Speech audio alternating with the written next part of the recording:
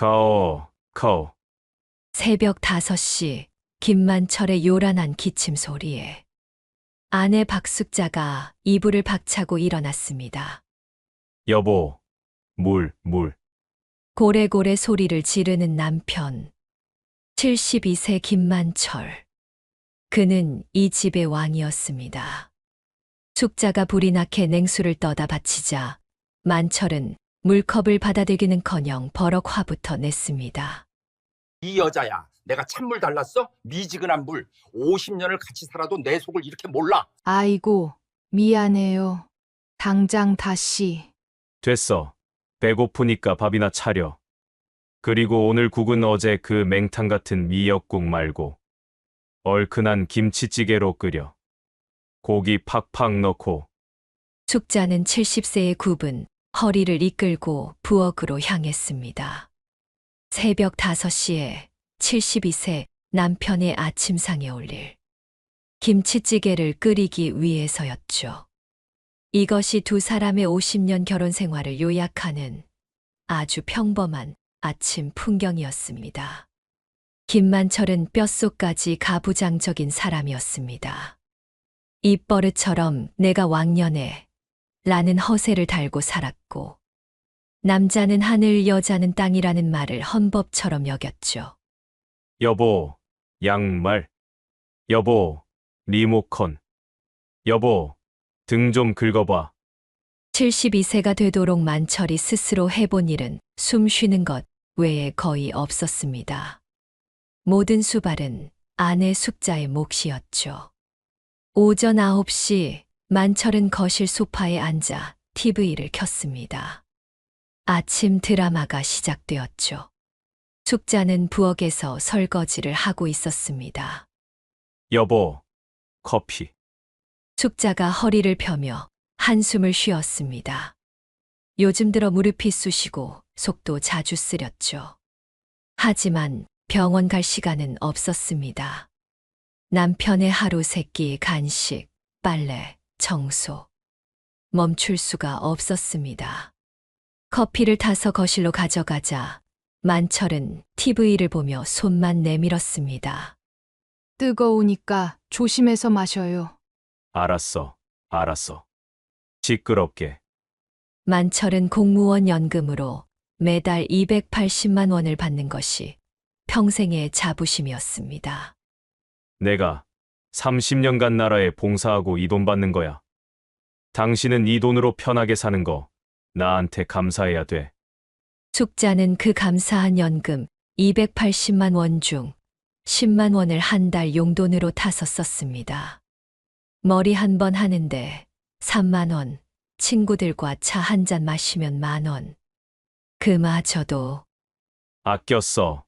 당신이 돈 버는 게 얼마나 힘든지 알아? 라는 잔소리를 들으면서 말이죠. 오후 2시 만철은 경로당에 나갔습니다. 친구들과 화투를 치기 위해서였죠. 여보, 나 경로당 간다. 저녁 6시까지 집에 와 있어. 내가 들어오면 바로 밥 먹을 수 있게. 숙자는 대답도 하지 않았습니다. 어차피 들으라는 말이 아니라 명령이었으니까요. 만철이 나간 사이 숙자는 빨래를 널고 화장실을 청소하고 저녁 반찬을 준비했습니다.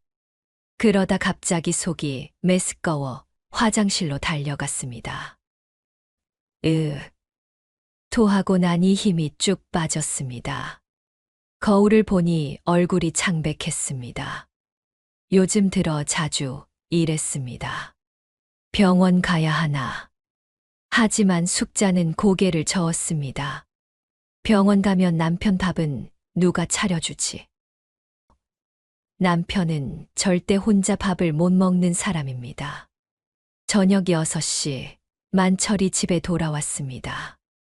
여보, 밥. 숙자는 이미 차려놓은 밥상을 식탁에 올렸습니다. 만철은 앉자마자 투덜거렸습니다. 이게 뭐야? 생선이 왜 이렇게 작아? 반찬도 어제랑 똑같잖아. 오늘 마트 안 갔어요. 내일 갈게요. 내일. 오늘 갔다 왔어야지. 만철은 밥을 먹으며 계속 불평을 쏟아냈습니다. 숙자는 묵묵히 밥을 먹었습니다. 아니, 먹는 척 했습니다. 속이 받아들이질 않았거든요. 밥을 다 먹은 만철은 소파에 들어 누웠습니다. 여보, 설거지 끝나면 내 발 좀 주물러줘. 오늘 경로당에서 너무 많이 걸었어. 숙자는 설거지를 하며 눈물을 삼켰습니다. 50년째 똑같은 하루였습니다. 지난달 숙자의 칠순이었습니다. 자식들이 집에 모였죠. 큰아들 준호, 딸 미경, 그리고 며느리, 사위, 손주들까지. 엄마, 생신 축하드려요. 미경이 케이크를 들고 왔습니다. 숙자는 어색하게 웃었습니다. 생일상을 차린 것도 청소를 한 것도 모두 자기 자신이었으니까요.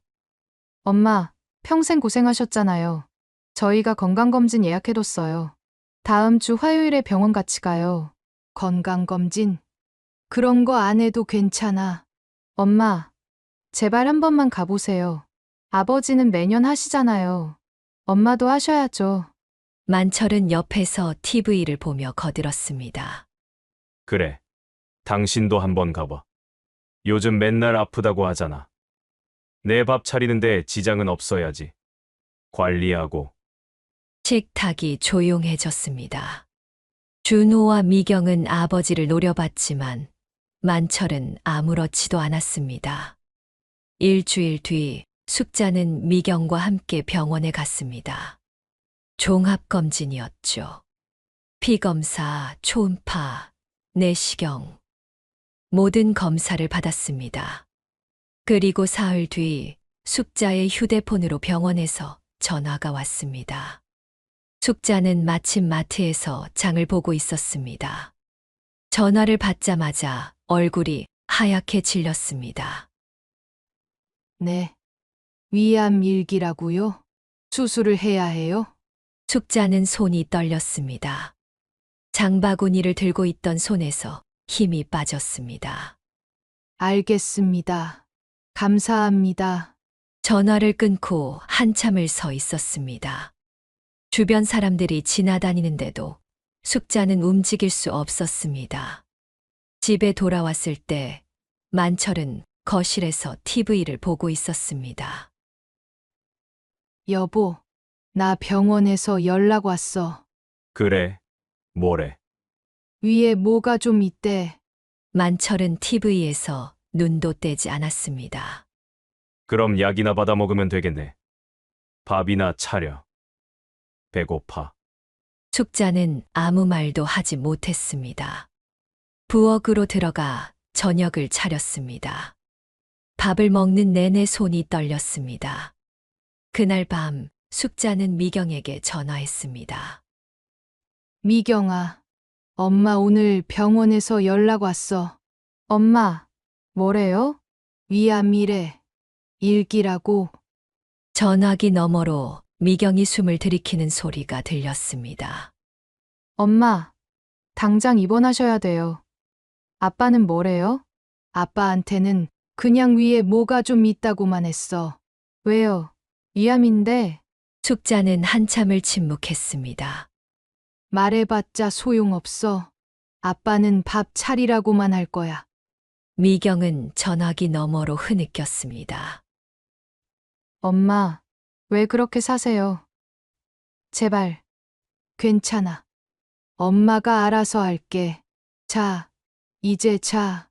다음 날 미경이 급하게 집으로 찾아왔습니다. 만철은 거실에서 TV를 보고 있었습니다. 아빠, 엄마 위암이래요. 일기래도 당장 수술해야 한대요. 만철은 TV를 보며 손사래를 쳤습니다. 시끄럽게 왜 그래. 요즘 의사들이 다 그래. 돈 벌어먹으려고 겁부터 주는 거야. 아빠, 암이라고요.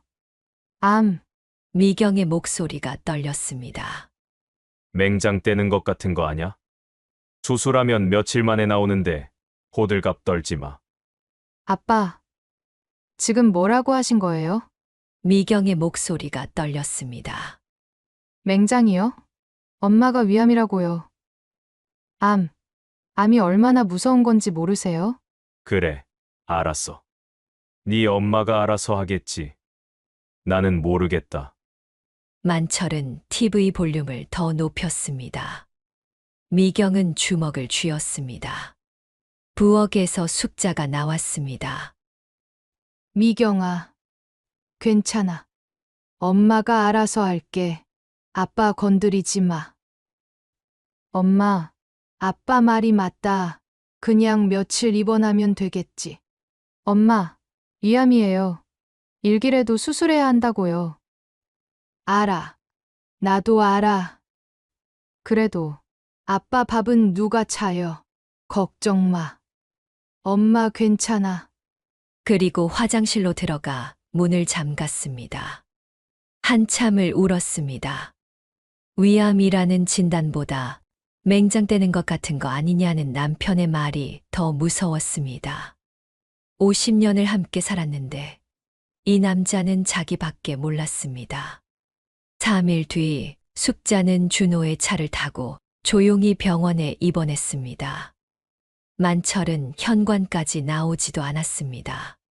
거실 소파에 앉아 TV를 보며 소리쳤습니다. 여보, 밥은 해놓고 가야지. 냉장고에 반찬은 꽉 채워놨어. 네. 일주일치는 있을 거예요. 일주일. 수술하는데 일주일이나 걸려. 병원들이 참. 숙자는 대답하지 않았습니다. 준호가 어머니의 손을 잡아 끌었습니다. 엄마, 가요. 신경 쓰지 마세요.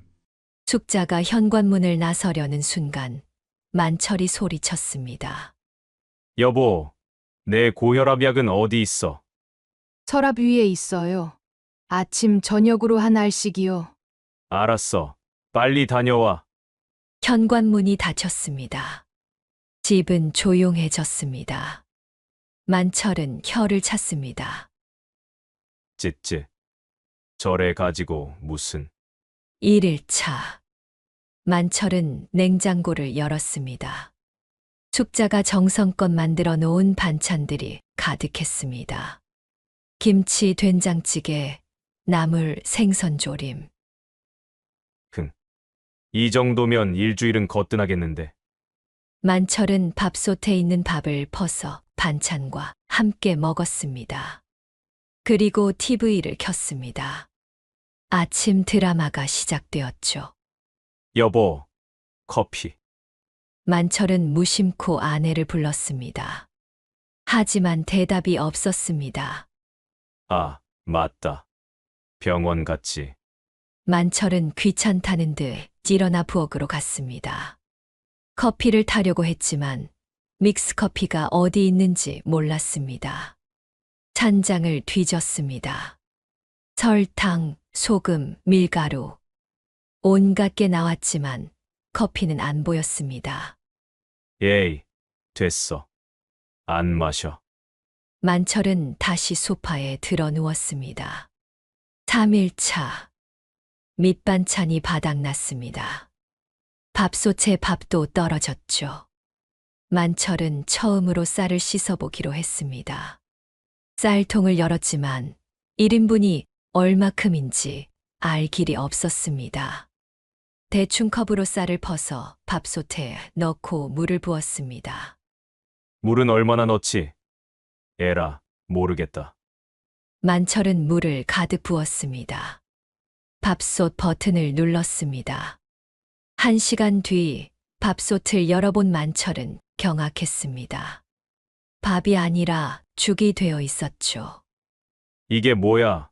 A씨, 이 밥솥 고장났나? 만철은 밥솥을 발로 찼습니다. 하지만 밥솥은 멀쩡했습니다. 문제는 밥솥이 아니었죠. 결국 라면을 끓여 먹었습니다. 5일차. 만철은 라면도 지겨워졌습니다. 냉장고를 열었지만 남은 건 김치뿐이었습니다. 숙자한테 전화해야 하나. 하지만 자존심이 허락하지 않았습니다. 밥도 못 지어 먹냐는 소리를 들을 것 같았죠. 만철은 빨래를 해야 한다는 걸 깨달았습니다. 속옷을 5일째 입고 있었거든요. 세탁기 앞에 섰지만 버튼이 너무 많았습니다. 표준, 울, 섬유유연제, 헹굼. 에라, 모르겠다. 만철은 빨래를 세탁기에 쑤셔 넣고 아무 버튼이나 눌렀습니다. 세제도 대충 부었습니다. 1시간 뒤 세탁기 문을 열자 비눗물이 흥건하게 고여 있었습니다. 헹굼을 안 했던 거죠. 망할, 이것도 고장이야. 7일차. 왕의 왕국이 쓰레기장으로 변했습니다. 거실에는 먹다 버린 라면 봉지와 컵라면 용기가 굴러다녔고, 만철은 같은 속옷을 계속 입고 있었습니다. 여보, 양말. 만철은 무심코 아내를 불렀습니다. 하지만 텅 빈 집에 만철의 목소리만 메아리 쳤습니다. 그제야 소름이 돋았습니다. 11차. 만철은 더 이상 버틸 수 없었습니다. 배가 고픈 게 문제가 아니었습니다. 커피가 어디 있는지, 자기 양말이 어디 있는지, 고혈압 약은 언제 먹어야 하는지 아무것도 알 수 없었습니다.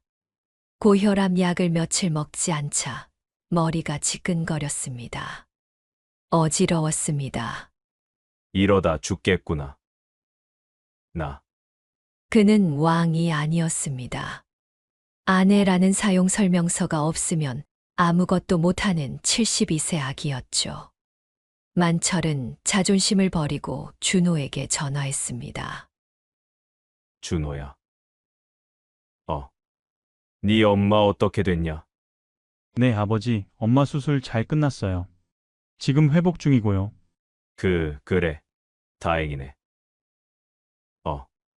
병원이 어디더라? 왜요? 가봐야지. 준호는 잠시 침묵했습니다. 아버지, 진심이세요? 수술한 지 일주일 됐는데 이제 오시겠다고요? 그게. 바빠서. 준호는 한숨을 쉬었습니다. 대학병원 5층 502호예요. 전화가 끊겼습니다. 만철은 옷을 주섬주섬 챙겨 입었습니다. 거울을 보니 초췌한 얼굴이 비쳤습니다. 만철은 병원에 도착했습니다. 5층 502호. 병실 문 앞에서 발걸음이 멈췄습니다. 안에서 목소리가 들렸습니다. 엄마, 괜찮으세요? 아프시면 말씀하세요. 미경의 목소리였습니다. 괜찮아. 이 정도는 참을 만해. 숙자의 목소리는 약했습니다. 엄마, 우리 집으로 가시는 거 어때요? 퇴원하면 우리 집에서 요양하세요. 제가 돌봐드릴게요. 네 아빠는? 준호가 거들었습니다. 아버지는 혼자 계시면 돼요. 평생 엄마한테 의지해서 사셨잖아요. 이젠 아버지가 혼자 사는 법 배우셔야죠. 그래도 아빠는? 엄마, 아빠가 엄마한테 해준 게 뭐예요? 미경의 목소리가 높아졌습니다. 엄마 위암이라는데 맹장 같은 거라고 하지를 않나. 수술하는 날에도 전화 한 통 없었어요. 밥은 누가 차리냐고만 물어봤고요. 문 밖에서 만철은 얼어붙었습니다. 엄마 평생 아빠 종살이 했잖아요. 이젠 끝내요. 제발. 미경의 목소리가 떨렸습니다. 알았어. 엄마가 생각해 볼게. 숙자의 목소리는 담담했습니다. 만철은 병실 문을 열 수 없었습니다. 그는 그대로 복도 끝으로 걸어갔습니다. 비상계단에 주저앉아 처음으로 생각했습니다. 내가. 뭘 한 거지? 50년 동안 당연하게 여겼던 모든 것들. 따뜻한 밥, 깨끗한 옷, 정돈된 집. 그 모든 게 아내의 희생 위에 세워진 왕국이었습니다. 만철은 비상계단에서 한참을 앉아 있었습니다. 그리고 천천히 일어나 병원을 나와 집으로 돌아왔습니다. 텅 빈 집, 쓰레기장 같은 거실, 그는 거실을 멍하니 바라봤습니다. 10일 만에 이 지경이 되었습니다. 50년 동안 이 집을 지켜온 건 나였나, 아내였나. 만철은 처음으로 안방 서랍장을 열어봤습니다. 안에 물건들이 정갈하게 정리되어 있었죠. 낡은 화장품, 손때 묻은 수첩, 그리고 통장이 하나 있었습니다. 아내 명의의 농협 통장이었습니다. 만철은 통장을 펼쳤습니다. 결혼 초기엔 한 달에 5,000원, 10년 후엔 10,000원, 20년 전부터는 5만 원, 최근 10년간은 10만 원. 시대에 따라 조금씩 늘어난 용돈 입금 내역이 빼곡했습니다. 하지만 출금 내역은 더 많았습니다. 출금 50만 원, 출금 30만 원, 출금 80만 원. 만철은 마지막 장을 펼쳤습니다. 잔액 234만 7천 원. 50년. 아내가 자기 자신을 위해 남긴 돈은 고작 200만 원 남짓이었습니다. 만철은 통장 옆에 놓인 낡은 가계부를 발견했습니다. 펼쳐보니 아내의 손글씨로 빼곡하게 적혀 있었습니다. 2년 전 기록에 눈이 멈췄습니다. 출금 150만 원, 남편 칠순 잔치. 작년 기록. 출금 80만 원, 남편 양보. 3개월 전 기록. 출금 50만 원, 손주 생일 선물. 아내는 자기 돈을 모두 남편을 위해 썼습니다. 자식들을 위해 썼습니다. 자기 자신을 위해서는? 만철은 통장 첫 페이지로 다시 돌아갔습니다. 50년 전 처음 입금 내역이 보였습니다. 입금 5,000원. 그때 쌀 한 가마니가 3,000원 하던 시절이었습니다. 5,000원이면 결혼 초 신혼부부에겐 적지 않은 돈이었죠. 하지만 만철 자신은 당시 월급 5만 원을 받으며 그중 5,000원만 아내에게 줬던 겁니다. 나머지 4만 5천 원은 자기가 다 썼습니다. 50년 전에도 지금도 똑같았습니다. 만철은 자기 지갑을 꺼냈습니다. 안에는 20만 원이 들어 있었습니다. 어제 경로당에서 화투 치고 번 돈이었죠. 아내에게 이번 달 준 용돈은 10만 원. 자기가 하루 만에 쓰는 돈보다 적었습니다. 만철은 통장을 쥔 채 주저앉았습니다. 손이 떨렸습니다. 280만 원. 매달 연금으로 받는 돈. 그 돈으로 자기는 경로당에서 화투 치고 친구들과 술 마시고 자신이 하고 싶은 대로 살았습니다. 그런데 아내에게 준 건 10만 원. 그것도 아껴 쓰라며 잔소리하면서 만철은 통장을 내려놓고 손으로 얼굴을 감쌌습니다. 50년 만에 처음으로 밥이 아니라 자신이 역겹다는 생각을 했습니다. 그는 부엌으로 걸어갔습니다. 쌀통을 열었습니다. 이번엔 배가 고파서가 아니었습니다. 죄책감을 씻기 위해서였습니다. 이번엔 천천히 쌀을 씻기 시작했습니다. 계량컵으로 쌀을 한 컵 떴습니다. 물로 씻기 시작하자 뿌연 물이 나왔습니다. 몇 번을 씻어야 하지. 만철은 물이 맑아질 때까지 씻었습니다. 밥솥에 넣고 물을 부었습니다. 이번엔 손바닥으로 물 높이를 재봤습니다. 예전에 아내가 하는 걸 본 적이 있었습니다. 첫 번째 밥은 여전히 죽이 되었습니다. 망할. 만철은 죽을 버리지 않고 먹었습니다. 맛이 없었지만 끝까지 먹었습니다. 두 번째 밥은 생쌀이었습니다. 또 실패했습니다. 하지만 만철은 포기하지 않았습니다. 세 번째 밥은 타버렸습니다. 밥솥 바닥이 새까맣게 눌어붙었습니다. 에이씨. 만철은 밥솥 네 솥을 꺼내 수세미로 문질렀습니다. 손에 물집이 잡혔습니다. 나흘째 되던 날 밥솥을 열자 윤기가 자르르 흐르는 흰 쌀밥이 완성되었습니다. 만철은 그 밥을 보며 눈시울이 붉어졌습니다. 이게 이렇게 어려운 거였구나. 계란말이도 시도했습니다. 첫 번째는 새까맣게 탔습니다. 두 번째는 프라이가 되었습니다. 세 번째는 반쯤 성공했습니다. 김치찌개도 끓여봤습니다. 첫 번째는 너무 짰습니다.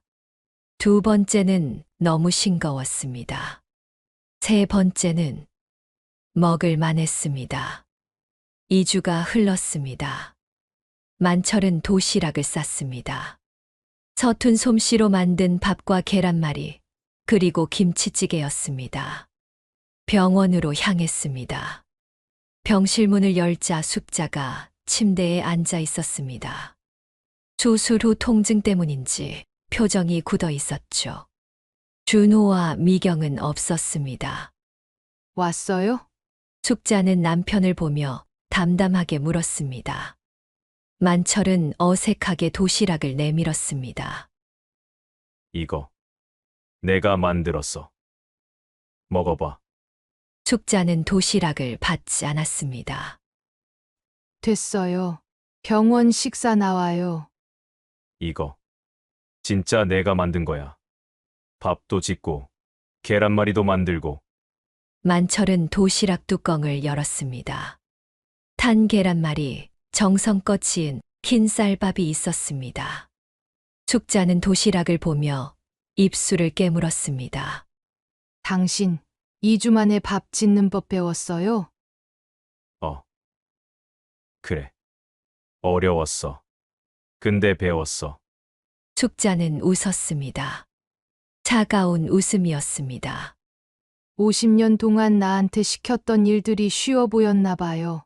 밥 차리고 빨래하고 청소하는 걸 당신은 2주 만에 배웠으니까. 만철은 입을 열 수 없었습니다. 미안해. 숙자가 만철을 똑바로 쳐다봤습니다. 미안하면 다해요. 당신, 나한테 어떻게 그래요? 나 위암이라는데 맹장 같은 거라고요? 수술하는 날엔 전화도 안 했어요. 그건 내가 잘못. 50년 동안 당신 밥 차리고 빨래하고 청소하고 난 뭐였어요? 당신 하녀였어요?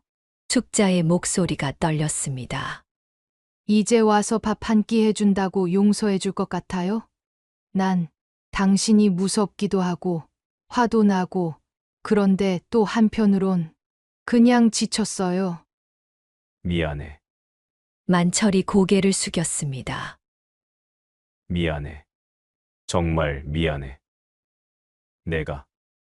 내가 잘못했어. 숙자는 대답하지 않았습니다. 창밖을 바라봤습니다. 당신 집에 가세요. 나 혼자 있고 싶어요. 여보, 가요. 만철은 도시락을 식탁에 놓고 병실을 나왔습니다. 복도를 걷는데 다리에 힘이 없었습니다. 일주일 뒤 숙자가 퇴원했습니다. 미경이 데리러 왔습니다. 엄마, 우리 집으로 가요. 아니야. 집에 갈게. 엄마, 아빠는? 괜찮아. 엄마가 알아서 할게. 숙자는 집으로 돌아왔습니다. 현관문을 열자 깨끗하게 정돈된 집이 보였습니다. 거실도, 부엌도, 화장실도 모두 깨끗했습니다. 여보, 왔어. 만철이 부엌에서 나왔습니다. 앞치마를 두르고 있었습니다. 밥 차렸어. 먹어. 식탁에는 밥상이 차려져 있었습니다. 여전히 서툰 솜씨였지만 정성이 느껴졌습니다. 숙자는 자리에 앉아 밥을 한 숟가락 더 입에 넣었습니다. 맛있어? 만철이 조심스럽게 물었지만 숙자는 대답하지 않았습니다. 그냥 밥을 먹었습니다. 다음 날부터 숙자는 침묵으로 일관했습니다. 만철이 말을 걸어도 대답하지 않았습니다. 만철이 밥을 차려도 고맙다는 말 한마디 없었습니다. 만철은 매일 밥을 짓고 설거지를 하고 빨래를 했습니다. 하지만 숙자는 차가웠습니다. 어느 날 저녁 만철이 조심스럽게 물었습니다. 여보, 나 언제까지 일해야 해? 숙자가 처음으로 입을 열었습니다. 뭐가요? 내가 잘못한 거 알아. 정말 미안해. 그런데 언제까지 날 이렇게 대할 거야? 숙자는 만철을 똑바로 쳐다봤습니다. 50년이요. 뭐, 당신이 나한테 50년 동안 한 짓, 2주 만에 용서될 것 같아요? 나도 모르겠어요. 언제쯤 용서가 될지. 1년, 5년, 10년? 어쩌면 평생 안 될 수도 있어요. 여보, 하지만 당신이 계속 노력하는 모습은 보고 있어요.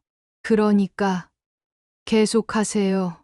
언젠간 내 마음도 풀릴지 모르죠. 숙자는 일어나 방으로 들어갔습니다. 만철은 거실에 혼자 남았습니다. 6개월이 흘렀습니다. 만철은 여전히 매일 밥을 짓고 설거지를 하고 빨래를 했습니다. 숙자는 여전히 차가웠습니다. 하지만 예전보다는 조금 누그러졌습니다.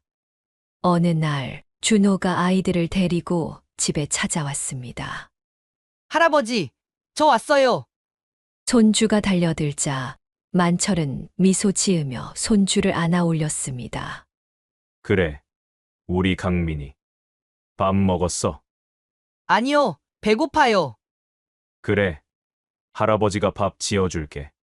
만철은 부엌으로 갔습니다. 손주와 함께 밥을 짓기 시작했습니다. 강민아, 쌀은 이렇게 씻는 거야. 물이 맑아질 때까지. 우와, 할아버지 요리 잘하시네요. 만철은 웃었습니다. 요리라. 6개월 전엔 상상도 못했던 단어였습니다. 저녁 식사가 끝나고 준호가 조심스럽게 물었습니다. 아버지, 요즘 어떠세요? 글쎄. 네 엄마는 아직 날 용서 안 했어. 그럴만하죠. 준호는 담담하게 말했습니다. 알아. 내가 잘못했어. 그래도 계속 노력할 거야. 아버지, 잘하고 계세요. 계속하세요. 준호가 일어섰습니다. 가족들이 떠나고 집은 다시 조용해졌습니다. 만철은 설거지를 했습니다. 숙자는 거실에서 TV를 봤습니다. 예전과 정반대의 모습이었죠. 설거지를 끝내고 거실로 가려는데 숙자가 말했습니다. 오늘 밥 맛있었어요. 만철은 멈춰 섰습니다. 정말. 그래요. 계란말이도 예전보단 낫고 만철은 웃었습니다. 6개월 만에 처음 듣는 칭찬이었습니다. 고마워. 만철은 숙자 옆에 앉았습니다. 두 사람은 말없이 TV를 봤습니다. 왕좌는 사라졌습니다. 하지만 그 자리에는 새로운 것이 자라고 있었습니다. 용서는 아직 오지 않았습니다. 어쩌면 영원히 오지 않을지도 모릅니다. 하지만 만철은 알았습니다. 중요한 건 용서받는 게 아니라 계속 노력하는 것이라는 걸. 그리고 숙자도 알았습니다. 50년의 상처는 쉽게 아물지 않지만 그래도 이 남자가 변하려 노력하는 모습만큼은 인정할 수 있다는 걸. 1년 뒤, 2년 뒤. 언젠가는 진짜 함께가 될 수 있을지도 모릅니다. 지금은 아니지만 언젠가는. 두 사람은 손을 잡지 않았습니다. 하지만 같은 소파에 앉아 같은 TV를 봤습니다. 그것만으로도 충분했습니다. 지금은 오늘 이야기 어떠셨나요? 우리가 익숙함이라는 이름으로 얼마나 많은 소중한 것들을 당연하게 여기며 살아왔을까요? 이 이야기 속 김만철 씨처럼 누군가의 헌신이 켜켜이 쌓인 왕국 안에서 스스로 왕이 되어 살아가고 있지는 않은지 돌아보게 됩니다. 용서는 결코 쉽지 않으며 상처는 오랜 시간을 통해 아물어가는 법입니다. 하지만 진심 어린 깨달음과 꾸준한 노력은 50년의 단절마저도 언젠가는 이라는 희망의 씨앗으로 바꿔놓을 수 있음을 보여줍니다. 늦었다고 생각할 때가 가장 빠르다는 말처럼 오늘 당신의 왕좌는 과연 어디에 놓여 있는지, 그리고 그 왕좌를 지탱하는 보이지 않는 헌신은 없는지 잠시 멈춰서서 돌아보는 시간을 가지시길 바랍니다. 구독, 좋아요는 제게 큰 힘이 됩니다.